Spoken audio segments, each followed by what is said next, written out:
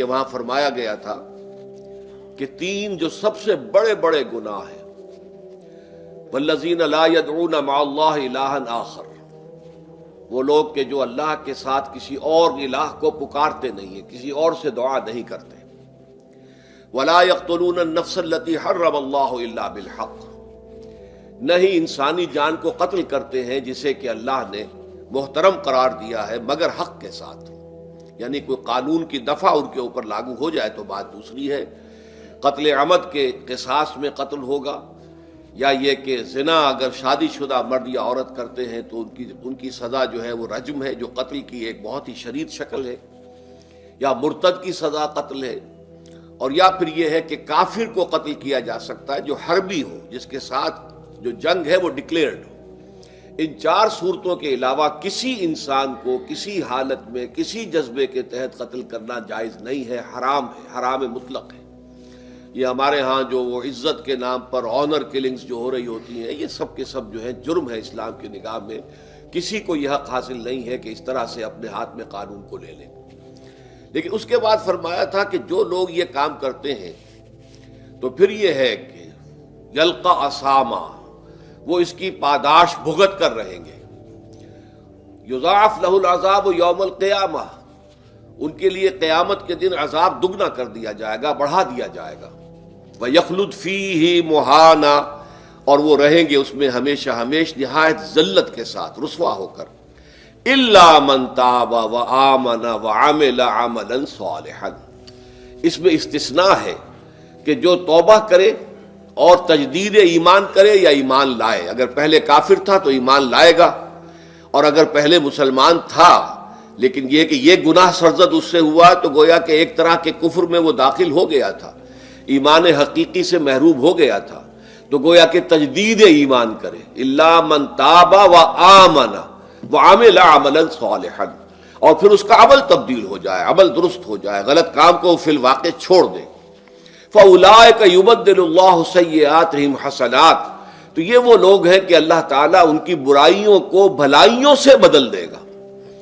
یہ بات جو ہے بہت بلند ہے، اس میں اللہ تعالیٰ کی طرف سے وعدہ جو ہو رہا ہے کہ فاولئک یبدل اللہ سیئاتہم حسنات وکان اللہ غفورا رحیما ومن تاب وعمل صالحا، پھر دوبارہ تکرار کے ساتھ یہ بات آ چکی ہے، جو توبہ کرے اور پھر عمل اچھا کرے، فإنہ یتوب الی اللہ متابا، تو وہ ہے جو حقیقت میں توبہ کرتا ہے اللہ کی جناب میں جیسے کہ توبہ کرنی چاہیے، عمل میں کوئی تبدیلی نہ ہو، اور توبہ کی تسبیح ہوتی رہے، استغفر اللہ ربی من کل ذنب واتوب الیہ، آپ نے 10 تسبیحیں کر دی، 1000 مرتبہ کہہ لیا، یہ سب زیرو ہے اللہ کی نگاہ میں۔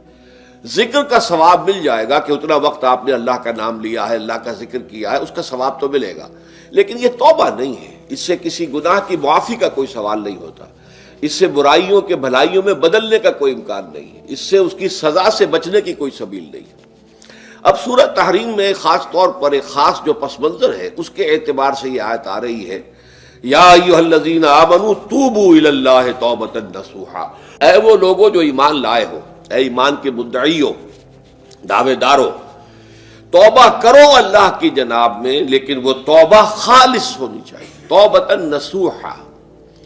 اس سورہ مبارکہ کے پس منظر کو نوٹ کیجئے تو اس میں ایک خطائے اجتہادی کہہ لیجئے حضور سے ہو گئی تھی صلی اللہ علیہ وسلم، اگرچہ وہ خطا جانب خیر میں تھی، اچھے کام کے لیے تھی، برے کام کے لیے نہیں تھی، کہ آپ نے اپنی ازواج مطہرات کی دل جوئی کے لیے ایک شے جو اللہ کی طرف سے آپ کے لیے حلال تھی اس کو استعمال نہ کرنے کی قسم کھا لی، تو اس پر حضور کو روکا گیا، یا ایھا النبی لم تحرم ما احل اللہ لک تبتغی مرضات ازواجک، اے نبی کیوں آپ اپنے اوپر حرام ٹھہراتے ہیں وہ شے جو اللہ نے آپ کے لیے حلال قرار دی ہے؟ کیا آپ اپنی بیویوں کی رضا جوئی کے لیے ایسا کر رہے ہیں؟ واللہ غفور الرحیم، اللہ غفور ہے، رحیم ہے، اللہ نے آپ کی اس خطا سے درگزر کیا ہے، لیکن قد فرض اللہ لکم تحلۃ ایمانکم، اللہ تعالیٰ نے راستہ تمہارے لیے کھول دیا ہوا ہے کہ ایسی قسموں کو کھولا جا سکتا ہے، جس کے لیے کہ سورہ مائدہ کے اندر کفارہ دے دیا گیا۔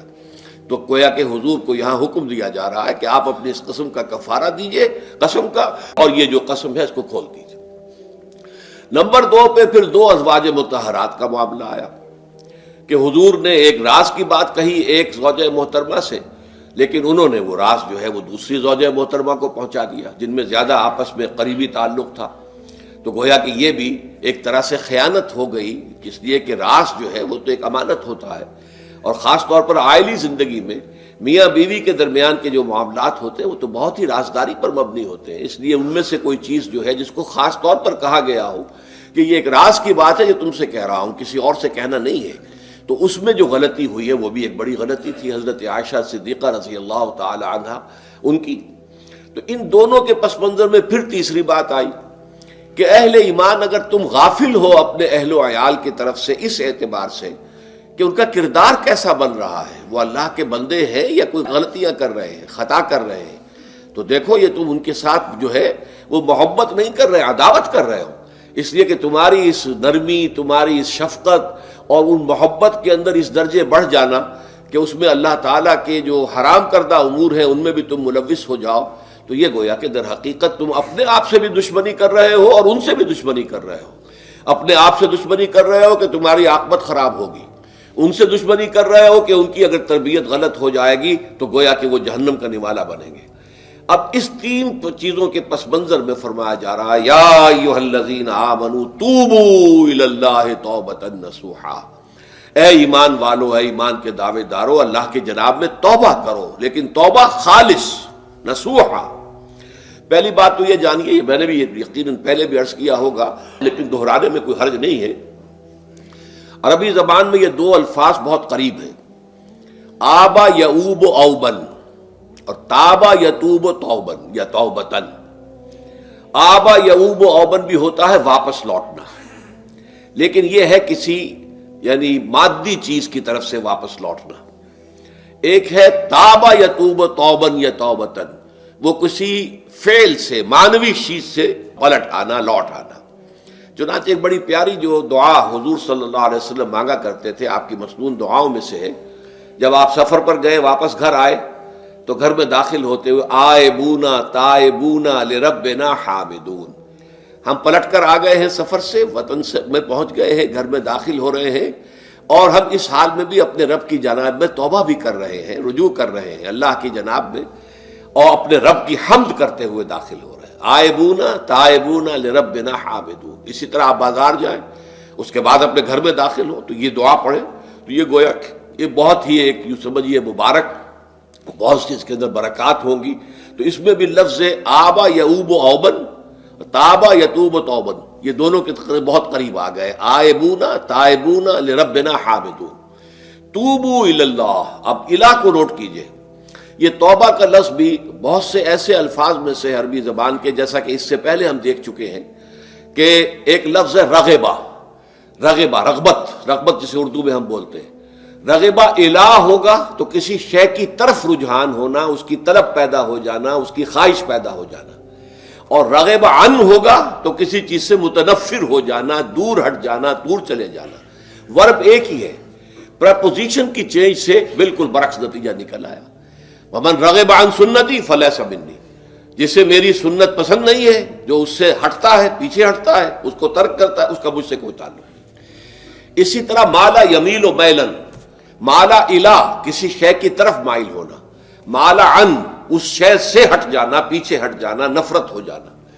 اسی میں وہ لفظ تھا سا، فقط سقط قلوبکما، تمہارے دل جو ہے وہ تو مائل ہو ہی گئے ہیں. سغا بھی الہ ہوگا تو اس کے معنی کسی شے کی طرف مائل ہو جانا، عن ہوگا تو کسی شے سے متنفر ہو جانا.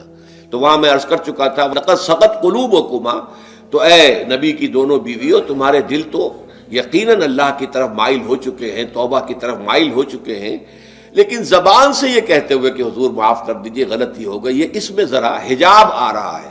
ظاہر بات ہے شوہر اور بیوی کے درمیان جس طرح کا تعلق ہوتا ہے تو اس میں یہ کہ بسا اوقات اپنی غلطی کو واضح الفاظ میں تسلیم کرنے میں کچھ ہچکچاہٹ سی ہوتی ہے. تو وہ ایک کیفیت تھی کہ تمہارا دل تو مائل ہو چکا ہے، لیکن یہ کہ تم ذرا زبان سے بھی کہو، اقرار کرو.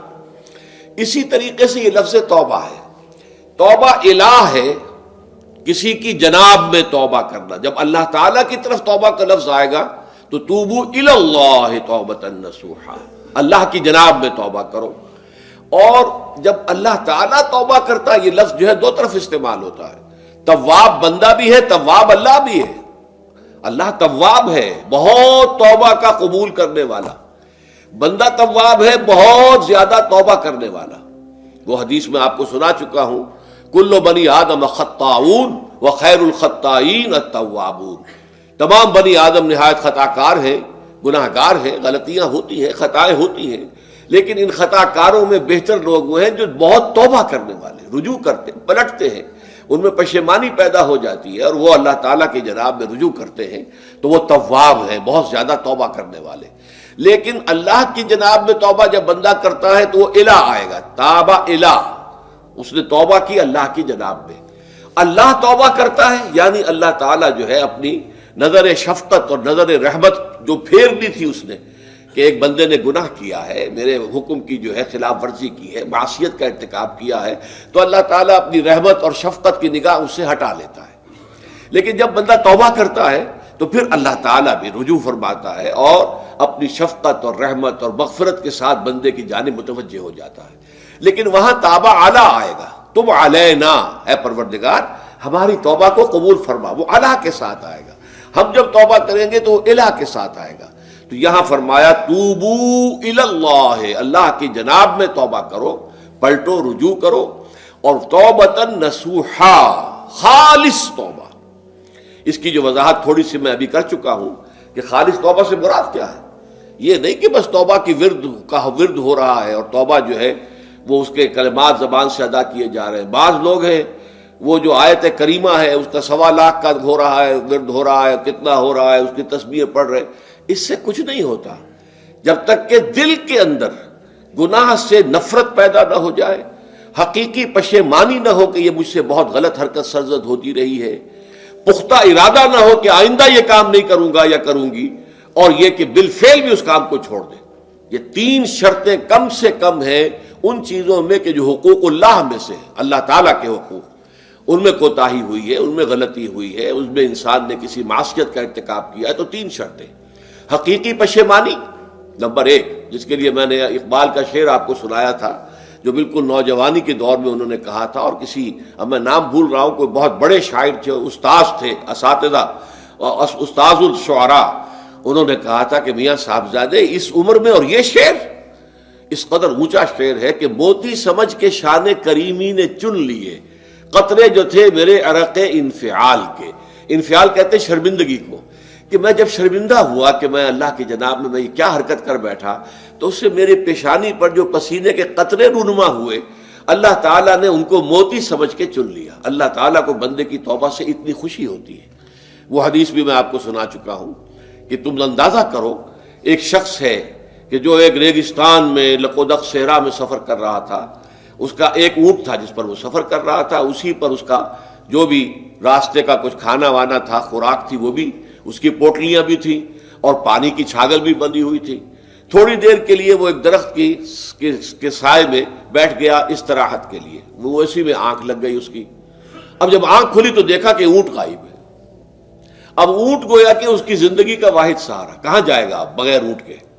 اس دوڑا دائیں بائیں، شمال جنوب مغرب مشرق، سب میں کہیں جہاں تک وہ کر سکتا تھا اسے کہیں اونٹ نظر نہیں آیا۔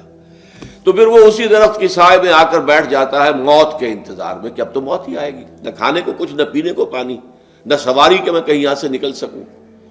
اچانک دیکھتا ہے کہ وہ اونٹ تو کھڑا ہوا ہے اور وہ سامان بھی موجود ہے۔ تو اس میں فرط مسرت کی وجہ سے خوشی اتنی شدید ہوتی ہے اسے کہ وہ کہنا تو یہ چاہتا ہے اے اللہ میں تیرا بندہ ہوں، تو میرا رب ہے، لیکن وہ کہہ یہ بیٹھتا ہے اے اللہ میں تیرا رب ہوں، تو میرا بندہ ہے۔ یعنی اتنا وہ اپنے اس میں حواس کھو بیٹھتا ہے خوشی کی وجہ سے۔ اتنی ہی خوشی ہوتی ہے اللہ تعالیٰ کو اپنے کسی گناہ گار بندے کی توبہ سے۔ اب آپ اندازہ کیجئے، یہ ہے جو تشبیہ حضور صلی اللہ علیہ وسلم نے توبہ کی عظمت کے لیے بیان کی۔ تو اس کے حوالے سے، اور میں آپ کو فلسفے کے طور پر بھی بتا چکا ہوں کہ بہت بڑی غلطی جو ہے، جیسے ان دونوں صورتوں کا جو مرکزی مضمون میں نے بتایا تھا کہ خاندانی زندگی میں 2 انتہائی کیفیات پیدا ہوتی ہیں، یا میاں بیوی کی موافقت نہیں ہو رہی تو آخری حد ہے طلاق، یا یہ ہے کہ اتنی محبت ہو گئی ہے کہ محبت کی وجہ سے شریعت کی حدود کے اندر رد و بدل ہو رہا ہے۔ تو پہلے کے موضوع کے اوپر سورہ طلاق ہے اور دوسرے موضوع کے اوپر سورہ تحریم ہے۔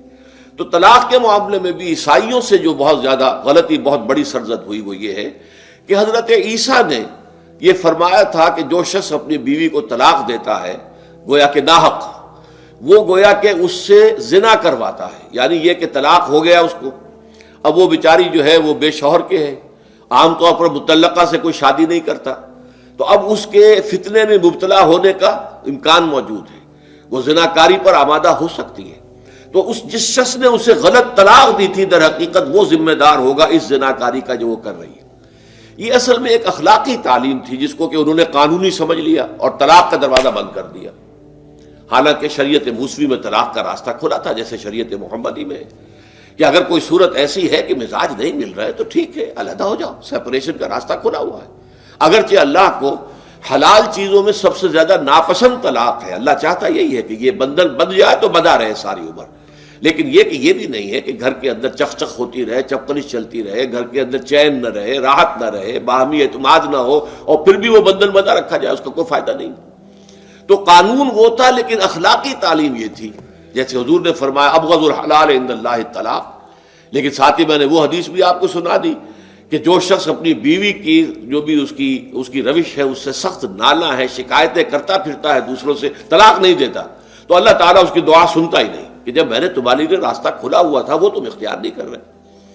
تو یہی معاملہ در حقیقت عیسائیوں نے اس حد تک بڑھایا کہ حضرت آدم اور حوا سے جو خطا ہو گئی تھی وہ خطا جو ہے وہ تو ہر انسان دنیا میں جو آتا ہے تو خطا کار ہے، وہ اپنے آباء و اجداد، اپنے اماں حوا اور اپنے ابا آدم کی خطا لے کر اپنے ساتھ پیدا ہو رہا ہے، تو گناہ گار ہے۔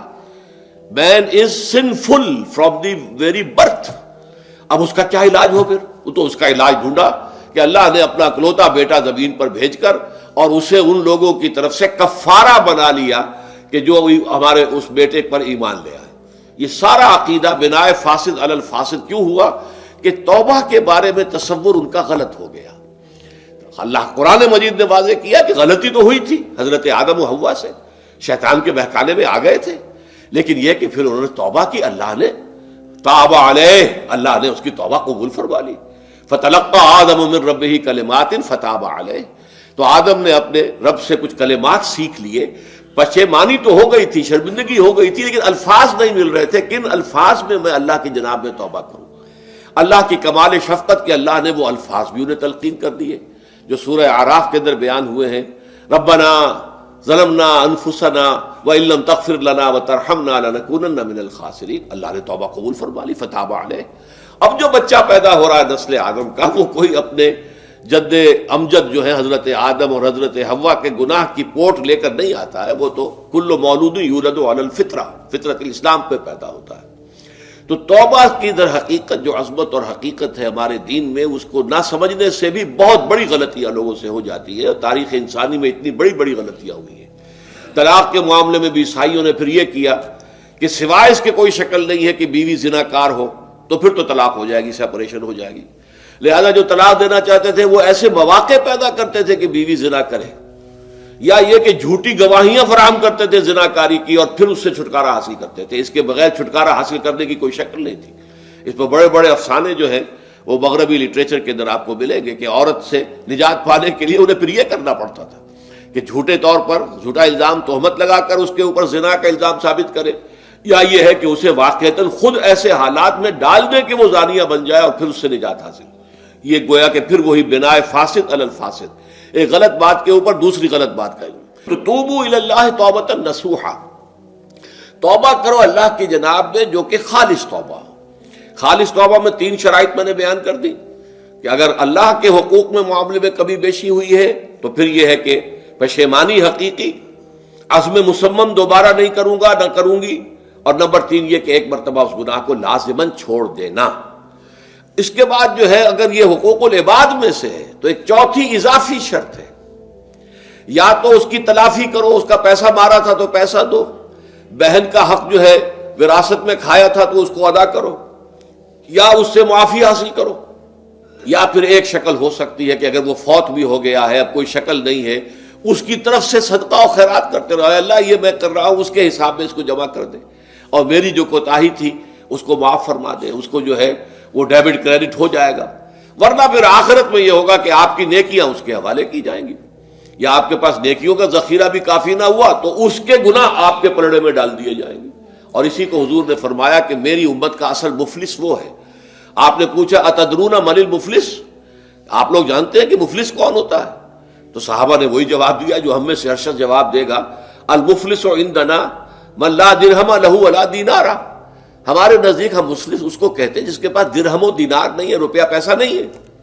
حضور نے فرمایا نہیں، میری امت کا مفلس وہ ہوگا جو قیامت کے دن حاضر ہوگا، بہت سی نمازوں کی وہ پنڈ لے کر آئے گا، وہ گٹھڑی لے کر آئے گا، گٹھڑا لے کر آئے گا، اور روزوں کا اور اس کا اور حجوں کا اور عمروں کا، لیکن وقد شتم ھذا واکل مال ھذا، اس نے مال کھایا تھا فلاں کا حرام طریقے سے، فلاں کو گالی دیتی تھی، فلاں پر تہمت لگائی تھی، حقوق العباد کے اندر جو ہے اس کی عزت پر حملہ کیا تھا. وہ سارے مدعی جمع ہو جائیں گے. اللہ تعالیٰ کسی سے کہے گا بھائی تم اس کی نمازیں لے جاؤ، کسی سے کہے گا اس کے روزے لے جاؤ، اچھا تم لو حج لے جاؤ، اس کے عمرے لے جاؤ، اور اس کے بعد بھی مدعی باقی ہوں گے. تو اب مدعیوں کے گناہ اس کے پلڑے میں ڈالے جائیں گے، اور پھر وہ دوسروں کے گناہوں کے بوجھ تلے دب کر جہنم میں جھونک دیا جائے گا. تو یہ حقوق العباد کے اندر معاملہ اس سے بھی کہیں زیادہ سخت ہے کہ جو حقوق اللہ کا ہے. اللہ تو بڑا غفور ہے، رحیم ہے، اس کے اندر وہ رعایت بھی کرے گا، لیکن حقوق العباد کا معاملہ اللہ کہہ دے گا یہ میرا معاملہ ہے ہی نہیں، یہ تمہارا آپس کا معاملہ ہے، تمہیں اس میں تو جو بھی ہے لین دین کر کے ہی معاملہ چکانا ہوگا، دے دے کر معاملہ ہوگا، اس کے بغیر نہیں. تو توبوا الی اللہ توبۃ نصوحا عسى ربکم ان یکفر عنکم سیئاتکم. عین ممکن ہے، عسى اصل میں امید دلانے کے لیے ہوتا ہے، شاید کہ ایسا ہو جائے، لیکن جب اللہ کی طرف سے یہ لفظ آتا ہے تو یہ یقینی معنی، یقینی وعدے، اللہ کا وعدہ ہے. اگر تم یہ توبہ نصوح کرو گے تو اللہ کا وعدہ ہے تم سے کہ وہ تم سے تمہاری برائیوں کو دور کر دے گا. یہ تکفیر کے لفظ کو بھی سمجھ لیجئے. کفر کا اصل معنی ہے چھپا دینا، دبا دینا. اسی لیے گناہ کا کفارہ ہوتا ہے. آپ سے گناہ ہو گیا، آپ نے کفارہ دے دیا تو گناہ چھپ گیا، دب گیا، اس کے اثرات زائل ہو گئے، وہ آپ کے نامہ اعمال سے اس کو ختم کر دیا جائے گا. یہ ہے کفارہ، کفارہ. کفار جمع ہے کافر کی. کافر جو ہے وہ حق کو چھپاتا ہے، اللہ کی دعوت جو دی جا رہی ہے اس کو دباتا ہے، تو اس معنی میں وہ کافر ہے، انکار کرتا ہے.